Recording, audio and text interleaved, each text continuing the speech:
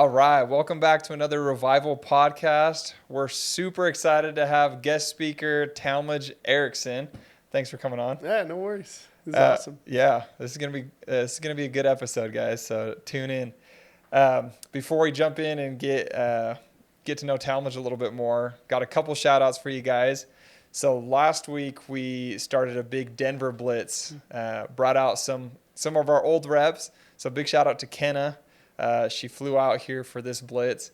She's been in school for the past few months, ever since the summer, but she killed it during the summer and she came out and she crushed it on the blitz.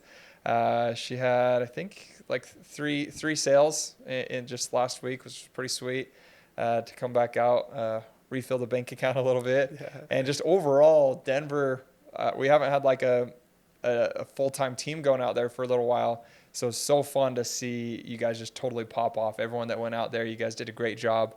We're getting really excited for our owners blitz. So Talmage, you don't know about this, but all of us owners at the company, so there's me, my two business partners, my little brother, and then all of our market owners from the current markets. We're all going out there. Yes, sir. First thing after the Christmas break, and we're all just going to throw down. Nice. So we're just going to invite anyone from the company that meets certain qualifications can go out there with us.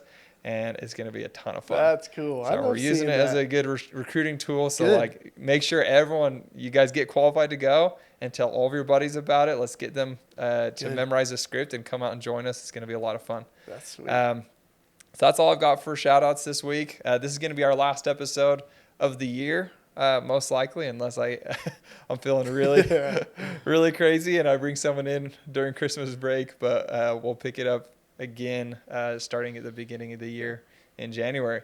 But let's dive in. So Talmage, I guess I'll tell you what I know about Talmage, and then we'll find out a lot more about him. So Carter actually introduced me to Talmage. Carter was filming for, what was he filming you at? Yeah, we did Hawks Pest Control. We did a sales event there. I was coaching them on storytelling. Sweet. How they can tell stories to influence and inspire. Nice. So yeah, Carter was filling in as the film guy. Yeah, he's the man. Yeah, got to rub shoulders with you and said, dude, this guy needs to be on the podcast. And he said, you do just coaching for public speaking. Correct. Right? And that is definitely something that I think sales reps could always use. Yes. So I'm excited to pick your brain a little bit and see what nuggets we can pull out of you to improve our sales skills as well as just public speaking in general. And we love talking to entrepreneurs. I think most door-to-door sales reps are very entrepreneurial mindset. And it sounds like you're very much that as well. So let's start. I always like to start. This is a little bit unconventional from maybe a normal podcast if you've been on any other ones. Yeah. But I like to start a little bit further back than normal and kind of dive into do you feel like there was anything maybe in your childhood or life events growing up that really kind of shaped you into the person that you are today? Yeah. The first one I can think of was probably the hardest time of my life. I feel like the ups and the downs are the stories that we can tell. Right. And the ups and the downs are the stories that are going to influence the most. And so a story when I was down was my sophomore year of high school. My family, we grew up in the same house forever. All my siblings graduated. We were planted in this one house. And then we got uprooted. My dad said, okay, we're moving. So we moved to a different part of town, 20, 25 minutes away. And even though it was only 20 to 25 minutes away, it felt like it was 20 miles, 25 years away from my other place because I lost friends. I went to a new school. I went to a new church organization, and I really felt alone. And that shaped me because I had to find new friends. I had to get out of my shell. I had to figure out who I was and who I wanted to be. And just that act of getting transplanted into a new situation allowed me to grow so much.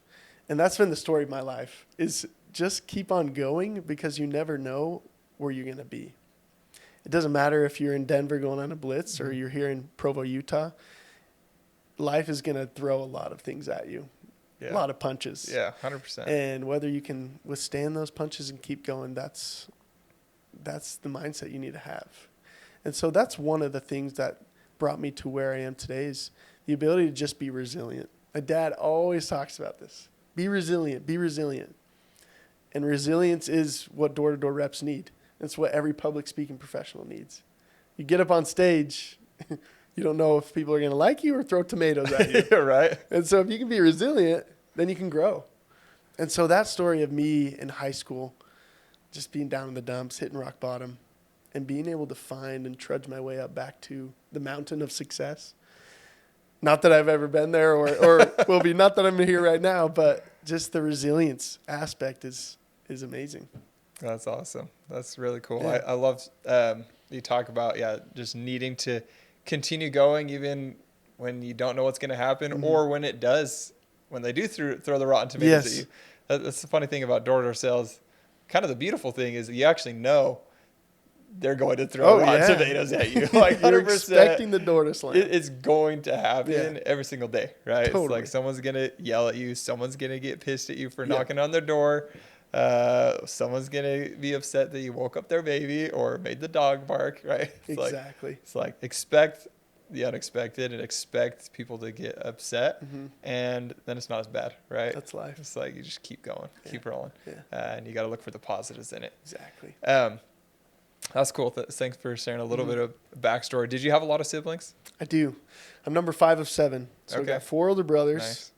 younger brother, younger sister. Cool. She's the only girl. So 6 boys and 1 Dude, girl. that's crazy. She's amazing. And where does she fall in the line? She's the last one. That's crazy. Yeah. I actually have very similar. Is that right? So we have a 9 in our family, all boys, 1 girl at the end. Wow. Yeah. Wow. So that's crazy. That's awesome. Yeah. She's So a trooper. Poor girl. Yeah. She's had to seriously. put up with so It's much. like definitely the spoiled one, right? Oh, it's amazing. Middle child. I don't know if my parents know who I am. So, parents, if you're watching this, I'm the middle child. I'm your son. That's Just funny. Yeah. kidding. So No, I'm my parents I was love the 7th, so 3rd from youngest. Good. So you're 3rd from youngest Yeah. as well then? Nice. me. Similar vibes. Yeah, for real. And then, so you've already mentioned a little bit about learning from your dad. Yeah. And then kind of before we started this podcast, you were Correct. also mentioning you're doing a few things with your dad. Tell me a little bit about your relationship with your dad. Yeah. My dad, he's always been such a great man. He has been an entrepreneur. And I think that's really what's been infused in my blood and why I want to be an entrepreneur and why I am an entrepreneur is because of my dad. My dad, when he was 14 years old, his dad left the family. Dang. He cheated on his wife, took turns for the worst, started drinking, started doing all these things, left. That is And my dad had to make a decision. hard. He said, you know what, I can either let this grow into my life or I can make a change. So my dad, he kept wrestling, kept playing sports, kept playing football, and eventually he decides to go on a mission, which was out of the blue, not what he had planned or anyone else had thought he would do. So he serves a mission all while my grandma, a mom of 4, is doing school full-time and working full-time as a nurse. He Jeez. comes back from his mission. A friend invites him to go to BYU, goes to BYU, studies communications, decides to go to dental school, goes to dental school, becomes a dentist, starts a practice in Arizona, builds up that practice, sells it, decides he wants to start another practice in El Paso, Texas. So every week he flies to El Paso, Texas, where he has 5 or 6 dental offices that he manages there, and he works. And then he flies home, and then he's with the kids. 4 years ago, he decides to go back to school to get his master's degree in mental health therapy. Wow. Now he's part-time mental health counselor and part-time dentist, part-time speaker. He's part-time everything. That's my dad. crazy. And so I really look up to him. But the thing that has impacted me the most about his influence on me was the fact that you never give up. We just talked about it. He went back to school, and he never gave up on his true passion, his true dream, which is helping people change their lives. And he's seen that every day as he's been in the mental health clinic and been in therapy with people. And so what we've done is we've started this program called, we're the Screen Guys is what we call ourselves. So we help people overcome their addictions of screens, but we also help people manage their screens. So digital management, digital discipline, and being digitally deliberate. So we go around the world, we speak about screens, about the effects of screens, how you can parent with some kids having screens, how you can use social media to your benefit instead of it controlling you. And it's been amazing. It's been such a journey to be able to work with my dad because he's been such an icon for me. That sounds awesome. And it's been an incredible journey. Man, what a cool relationship with your dad. Like, that's very unique. Yeah. I think most people, the relationship with their dad. I mean, obviously that is a huge spectrum to talk about. Totally. But it's like traditional dad has their job, does their thing. Mm-hmm. Kids don't really know what he does or like that much about Yeah. what he spends his time doing, and then he's just kind of there, and their relationship can vary based on that. But it's like, sounds like you work hand in hand with your dad all the time, and you guys kind of build things together, and you've been able to see him as a really cool entrepreneurial role model. Yeah. Yeah, that's super unique. It's awesome. And he shoots me straight.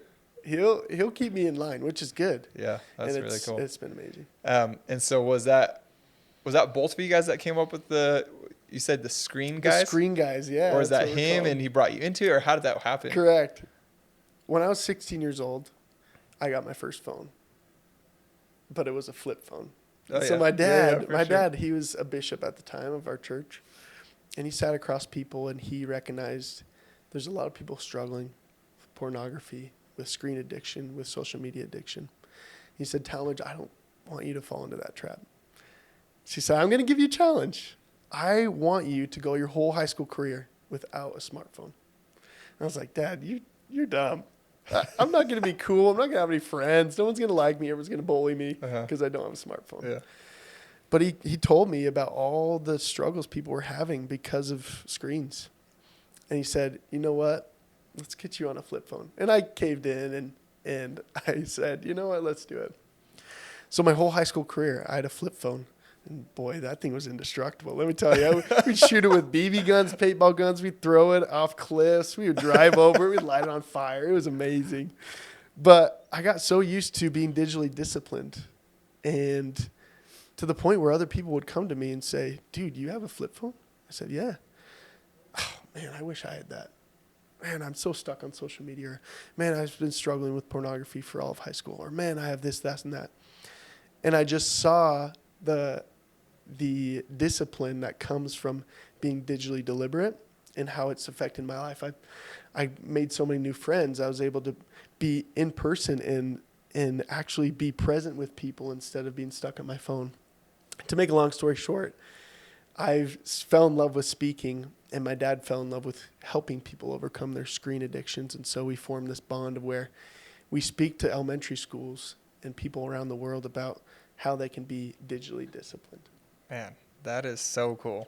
That's unique. Kind of cool. Yeah, that's super unique and something that is so needed. Yes. Right now. It is just crazy the amount of issues that stem from social media and from pornography and just screen time in general. Yes. It's like, I know even just my own kids, right? It's like they spend a few minutes on a screen in the morning, and then all of a sudden it's like that day gets wrecked, right? It's hard as a parent. No more screen time. Yeah. It is hard. It's because it's so easy. So easy. It's so easy to distract a kid with a screen. Yeah. And when you're so busy, it just seems like the next thing to do. Oh, I've got to take care of this stuff for business. Just stay on the iPad for 10 minutes. Yeah. And there's nothing wrong with that as long as you have balance. Yeah. I'm definitely not where I want to be on that. So neither am I. You'll Neither have to give me some coaching, but it's hard. Literally, either. like just yesterday, like at church, it's like they're screaming, kicking, and then there's, I want a color on your phone. I'm like, fine. Shh. Just back be her quiet. in. Like, Totally. It's like, hey, at least they're coloring pictures of Jesus, man. Totally. But it does affect them. And it's Yeah. like their patience and just their whole behavior changes when they have had more screen time, which is interesting. Right. So maybe we'll hang out more Please. here in this in a second. We might jump back and forth a little bit because that's not the only thing that you're up to. Correct. And okay, I didn't actually talk about this with you earlier, but you mentioned that your brother, or that you were writing a book. Yes. Right? What is this book about? It's called The Perfect Persuasive Presentation. So I'm writing it with my professor at BYU named Kurt Mortensen. He's written books on charisma, influence, persuasion, and public speaking. And so he's done it all over the country, and in fact overseas. He's taught people in the Middle East all about speaking and how they can be more influential. And so I took the class from him, and I was in awe. This guy's so good. His presence up in front of the class, the way he has his humor, the way he infuses charisma and passion into his speaking. It was my favorite class ever. And I went up to him at the end of the class, and I said, Kurt, I don't know how or what, but I want to be a mentee. I want to mentor you. I want to write a book with you. Whatever you want me to do, I'm here for you. And he said, come be my TA next semester. So the next semester, in front of all the classes, I give them a presentation that they're working on for the next week. So I give them a sample of what they would do the next week. And then they'd all give me feedback, and Kurt would give me feedback individually. Oh, that's priceless. Priceless feedback from a guy who speaks 24/7 all around the world, helping me and coaching me on how to be a better speaker. And I've started to realize that in order to be a better rep in door-to-door, you have to know how to tell stories. You have to know how to think on your feet, speak on your feet, and you got to motivate. If you're in the morning meeting and if you're up in front of people, you have a chance for 5-10 minutes that could help them go out and sell more. You have a chance to tell a story, to share a quote, to share some sort of testimonial about how they can go out and they can succeed. And really it comes down to, if you can speak and motivate and inspire, your success will skyrocket. If you can get your team to sell 1, 2, 3 a day instead of bageling, instead of zero, for reals. How will that affect your revenue? How will that affect your future? And so it all comes down to public speaking. How can you motivate? How can you inspire? Kurt always says anyone can inform, but can you influence? Anyone can present, but can you persuade? Anyone can talk, but can you transform? And so the goal of public speaking is, can you motivate the people that you manage? And if you can do that, you'll watch your revenue skyrocket. Man, that is awesome. Yeah. That's totally true. It's like reps that, or leaders and managers that can actually get up in front of their guys and have them behave in a different way than they were behaving before, based on what they said and the way that they said it. That is super important and very powerful. Totally. So let's hang out there for a little bit. Tell us, what are some of the key aspects in, I forget all the different words that you use, right? But in being persuasive and motivational when you're delivering a message or a story to a team. Yes. Anyone can inform. All right, team, we got this, and today, here's what we're doing. Boom. But can you inspire and influence? And the change, the difference maker, the game changer between informing and inspiring and presenting and persuading is your ability to tell stories. You go to door-to-door con, you go to all these events, and you see Ed Milet, you see Tony Robbins up on the stage, and you think, oh my gosh, I want to go break down the door right now. I'm so motivated. And it's because they can tell a story.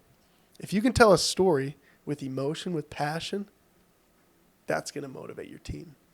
So I find that reps get up in front of people and they inform and they present, but they don't influence it. They don't persuade. They manage, but they don't motivate. They talk, but they don't transform. They speak, but they don't sway. And stories allow you to go from one to the other. A good speaker to a great speaker, a good leader to a great leader. The difference is your ability to tell stories. And telling stories is easy.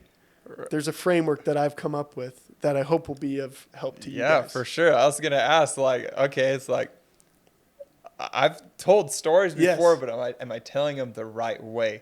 So what's the secret sauce to telling a good story? Yeah, the secret sauce is like any movie you've ever seen or any hero story. There has to be a beginning, a middle, and an end. It's like this journey that you take the audience on. And it's funny because science says when you tell a story, the audience actually joins in with you. There's this process called neurocoupling.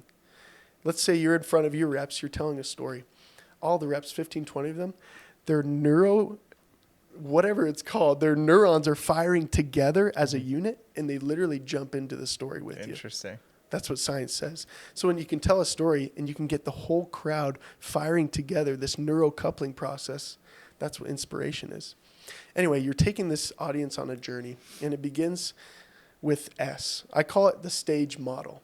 It's a model I've come up with to tell stories. It begins with S, and that is the setting. When did the story happen? Where did it happen? What were you doing? Were you on the doors, off the doors? Were you at home? Were you at the park? Where were you? What was going on? What's the setting? Cool. You set the stage. Kind of all the W's from all the W's. Elementary school. Who, what, where, when. Who, what, where, when. Exactly. So what's the setting? And then the T is the tension. Did you get a door slammed in your face? Did someone yell at you? What was the wall you had to break through? What was that headwind that you had to face? That's the tension. So you set the setting, you set the stage, you take them on this journey of the tension you were feeling. Maybe you broke your leg during a football practice, or you were on the doors and someone just slammed it in your face and you're thinking, why am I even here? That's the tension. Okay. And then A stands for ascent. You start taking them on this upward journey. You start building some momentum. What were some of the things that you did to overcome that battle? What are some of the walls you broke through, the headwinds you chased after? What's this ascension? Where are you going? And then G is the goal or the gasp. It's where you show the audience, okay, this is the goal. This is what I hit. This is the climax of the story. And that's where the dopamine kicks in. That's where they say, you know what? I can do that as well. So you got this stage. You set the stage, you build the tension, you ascent, you get the goal or the gasp, and then the E is explain.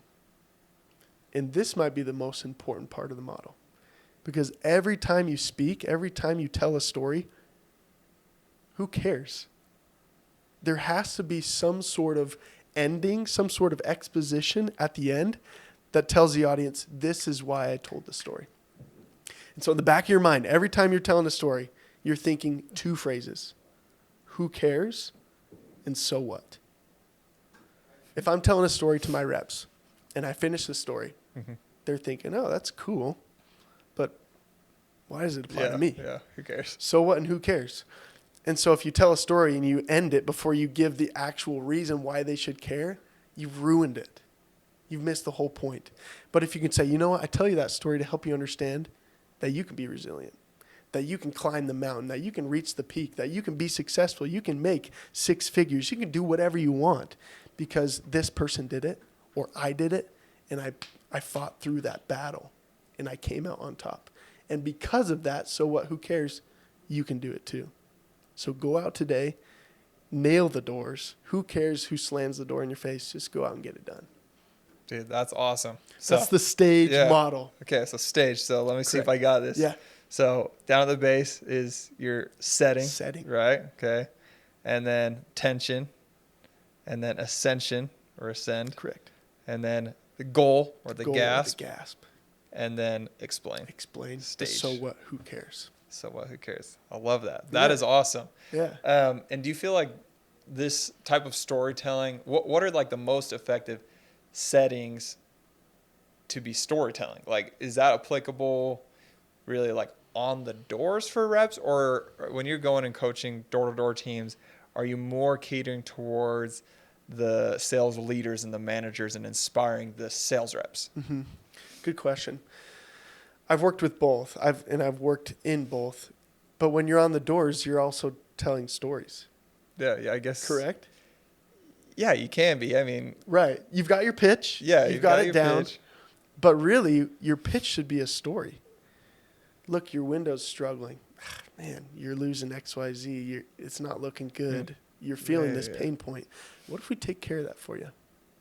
You can see kind of this model can be injected into a pitch. Yeah, it definitely can be if I'm thinking back to it now.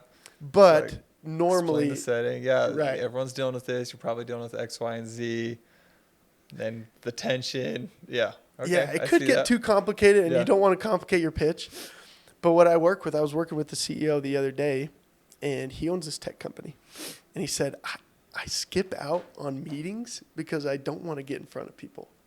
And I'm thinking, imagine how much you could do, how much you could inspire this team if you could get up and tell a story and have a presence. Yeah. And he was just pawning it off to other people, the other reps, the other VPs, let them handle all the speaking stuff. And so to go back to your question, I do work with both, but I specialize in getting up in front of people and motivating and inspiring. Got it. Cool. And that's what leaders do. That's what every leader has to do. And with Revival, you're not building just regular reps. You want the reps to go out into the world after they go through this process, this grind of a summer, this blitz season. You want them to go out into the world after they're done with you and be leaders. Right. And the way they do that is learning how to speak. Dude, that is really cool. I love that. Yeah. That's funny. I love that you mentioned that CEO not wanting to do the meetings, and it's like the meetings are just boring and he didn't like them. It's like this is one of the books I was talking about. The Patrick Lencioni has a book called Death by Meetings, and I think you'd really like it. As you're talking about stage, I was thinking about that book because he talks about an effective meeting should be actually extremely enjoyable because it has conflict, which in yours is tension, conflict. You could really interchange those probably in your model. Correct. But he talks about like, if you go and watch who would rather sit in a meeting, or would you rather sit in a meeting or would you rather watch a movie? And everyone's like, totally watch a movie, right? Yeah. It's like, why would you rather watch a movie? It's like, and then they talked about all the different things that the movie have, and it has conflict, and that's like in every single movie it's going to have conflict, and then the conflict resolution. But meetings, it's like you're talking about things that actually affect your daily life, your income, like the well-being of your family. It's like that should be actually super interesting, and there should be a lot of conflict. But problem is, like, a lot of meetings don't have conflict. Anyways, I'm going off on a tangent. Totally. There's a lot of different layers. You got to have trust so that you can have the conflict, and then you can feel comfortable, having some healthy conflict, he calls it. And so they can be very, very interesting. But I think, a big part of that is, making those interesting with stories, which will have the conflict. Yeah. That's cool. Okay. So that's kind of how you got into your current public speaking stuff. And I don't think we actually talked about really where your career developed from, right? You said you were taking a class, but was that your major? Is that what you always wanted to do? No. Or is this like one of those things? It's like, I know my life I'm definitely not doing what I thought I was going to be doing 3 years ago, right? I think everyone's in the same position. Yeah. So take us down that path. Like, where did that happen? Yeah, I got home from my LDS mission 3 years And where'd you serve? I served in North Dakota and Brazil. So I got reassigned in 2020 and served in Brazil. And I got reassigned to North Dakota where I met my wife. Long story. Wow. What ended up being a big blessing for me. That's awesome. So I served my mission. I get home, and all my older brothers did something in business, marketing, finance, communications, but ended up in sales. Mm-hmm. So I thought, that's for me. That's where I'm going. So I go through the first year and a half, 2 years, doing the pre-business credits that you do for BYU, and then applied to the finance program and accounting program. And somehow I got into the finance program. And so I click accept, and I'm thinking, this is the right thing for me.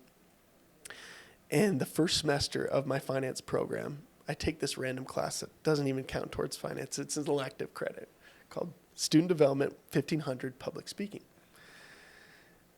That was my favorite class by far of any of the other finance classes. Why? Because it was so applicable. So applicable. If you're in an interview, if you're teaching someone, if you're going to church and you're in charge of speaking to people about the scriptures, whatever it is, if you're a mom, dad, you're speaking to your children, it doesn't matter.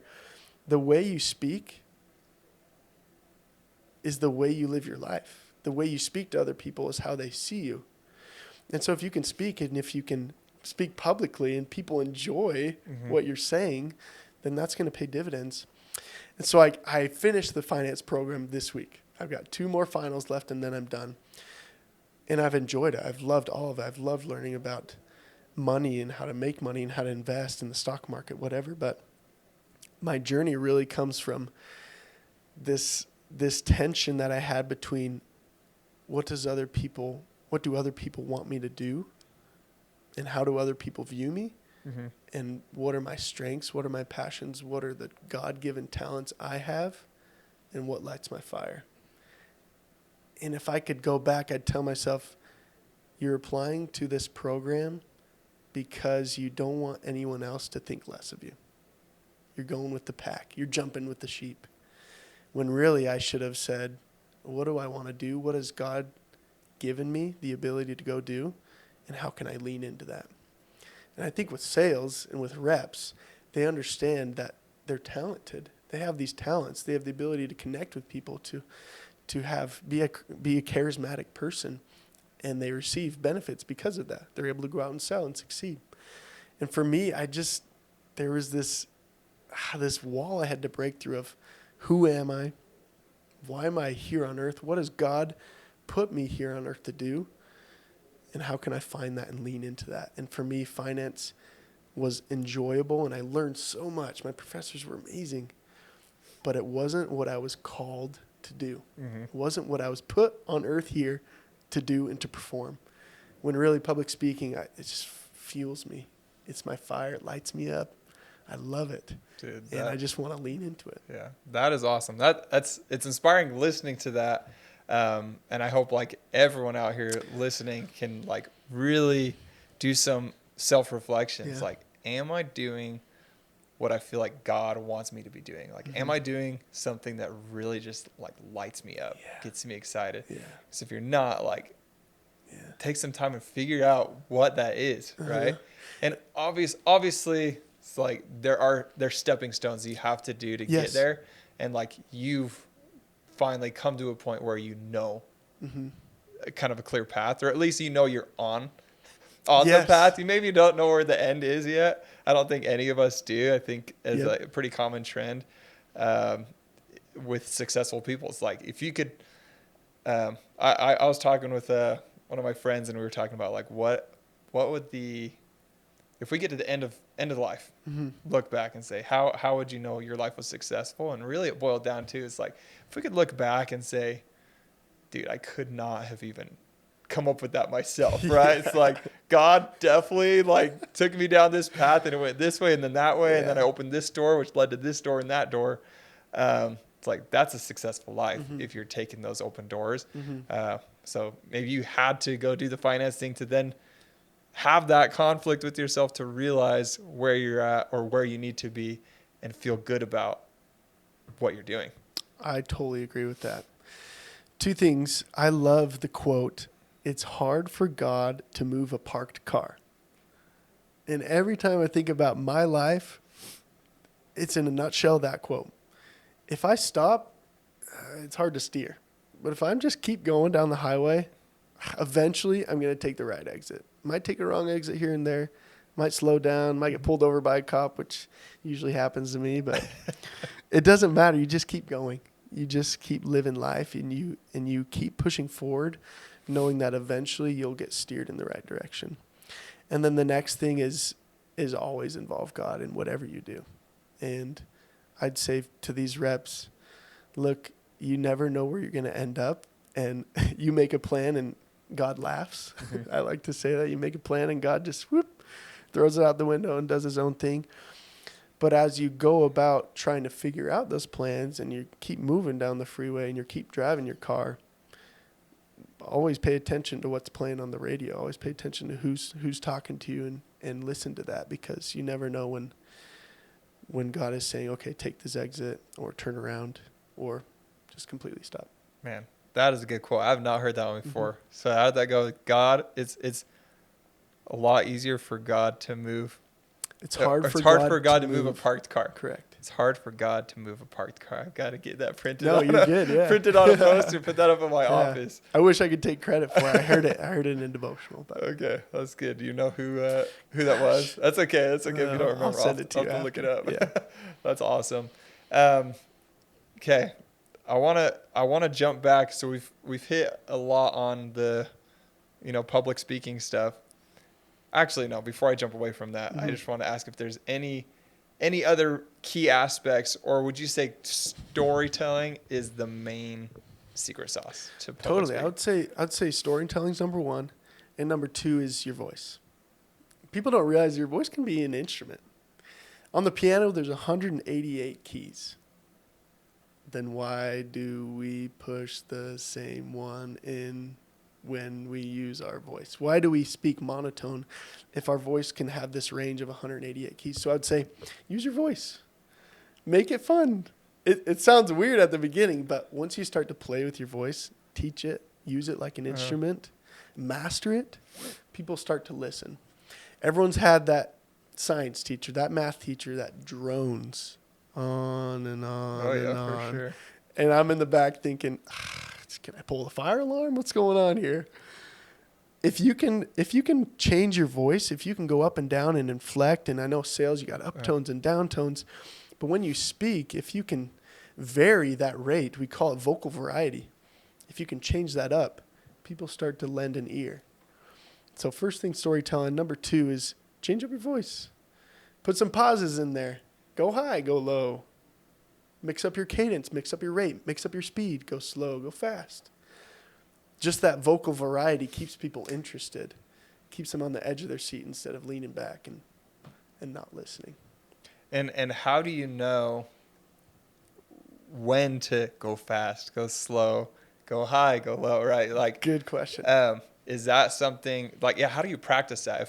If I'm talking to a rep and trying to help him with his, public speaking or motivation, Yep. and I teach him the framework of stories, and I say, fluctuate your tone, your Correct. cadence. It's like, how is he supposed to go home and practice that? What is he looking for? It's all about who you listen to. One of my favorite speakers is Ed Milet. I love his cadence. I love that the guy can just rip fast for 30 seconds and then slow down. So the one thing I would say, if you want to learn how to do that, you listen to the best that do that. So I listen to Ed Milet all the time because the guy can rip and he can just go so fast and then he'll slow you down. And then all of a sudden you start to listen. The most persuasive rate of speech is fast, but you also need to tone it back when you want people to listen. And so if you're practice listening to the best and then use pauses. It's weird, but our mind is so focused on the space in between the notes of a song or the space in between the words that we say that we need time to catch up. And so if I'm giving a speech, if I'm a rep, I'm telling a story, I'm in a morning meeting, and I want to emphasize a point, I slow down. I pause. It feels so weird, and it feels awkward at first. But the best of the best do it. They slow down.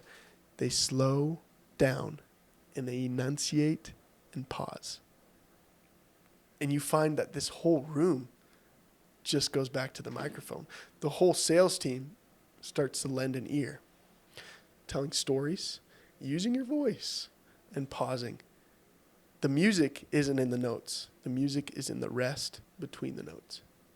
So if you can find out how to just put the nail in the coffin using those pauses, golden.